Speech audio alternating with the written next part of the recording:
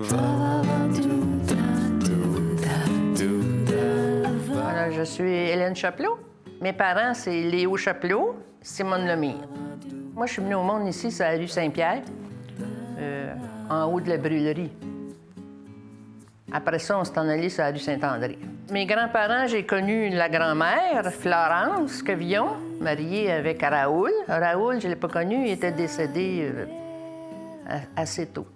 Mais Florence, on a même demeuré avec eux autres sur la rue Saint-André.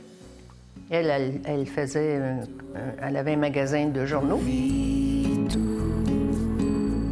Papa était électricien ici à Terrebonne. Il était à son compte. C'était un contracteur électricien. Parce que je sais qu'ils ont travaillé, lui, puis peut-être mon oncle Édouard à l'époque, pour l'électrification sur la 117, vers le nord, là, dans les Laurentides. Le père de papa était électricien, donc on peut m'imaginer que papa a appris avec lui. Raoul a été électricien, entre autres, pour la ville de Terrebonne, et papa aussi a travaillé comme électricien pour la ville de Terrebonne. Entre autres, je sais que papa était celui qui était capable de grimper dans les poteaux. Il appelait ça un lineman. Il n'avait pas le vertige, puis il pouvait monter et grimper facilement. Joachim Chapelot, ça se trouve être mon arrière-grand-père. Bon, c'est sûr que je ne l'ai pas connu. Et ils avaient une boulangerie, ils faisaient du pain, ils boulangeaient sur la petite ruelle entre la Salaison, à l'époque c'était Beau-Soleil qui tenait ça. Je pense qu'il s'appelait Fred, Beau-Soleil, et la Flushwood. On faisait une recherche dans les journaux.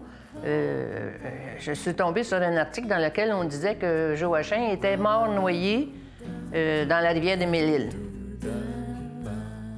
Et puis que son corps avait été retrouvé à Lachenay. J'ai cherché le rapport du coroner pour savoir exactement comment ça s'était passé, s'il y avait une version, est-ce qu'il était à la pêche, ça je ne sais pas, mais j'ai jamais trouvé le rapport du coroner. Cette année-là, il n'est pas là. Donc, l'intérêt que j'ai eu pour la généalogie vient du fait que je ne connaissais pas mes grands-parents, mes arrière-grands-parents. Alors, j'ai commencé à aller voir où est-ce qu'ils étaient nés, qu'est-ce qu'ils faisaient, qui étaient les femmes. J'ai toujours eu un intérêt plus particulier pour les femmes. Quand on fait de la généalogie, on s'aperçoit que les femmes, il y avait des petits en bébite. Fait que je me disais, ça se peut pas passer à travers l'histoire et pas savoir qui étaient ces femmes-là. Ce qui était intéressant quand j'étais plus jeune, c'est que toute la vie à Terrebonne était rythmée par le travail des travailleurs et des usines qu'il y avait. La Canada Flushwood Door avait un sifflet qui nous disait bon, bien là, c'est le temps d'aller dîner, ou c'est le temps de rentrer à l'école. Pour nous, ça nous disait, c'est le temps de retourner à l'école. L'autre fait d'intéressant, c'était des travailleurs qui habitaient à Terrebonne, qui travaillaient à Terrebonne, donc ça grouillait tout le temps de gens qui allaient au travail, qui revenaient. Il y avait la Home Shoe, j'avais oublié la Home Shoe, la Bill Trade, la Canada Flushwood Door, la Sonoco, Limoges, qui avait un moulin, il faisait porte-fenêtre, mais il y avait un moulin là-dedans. Et il y avait même le moulin à l'île du Moulin qui fonctionnait à Nescousse. On voyait les bio rentrer puis se faire scier.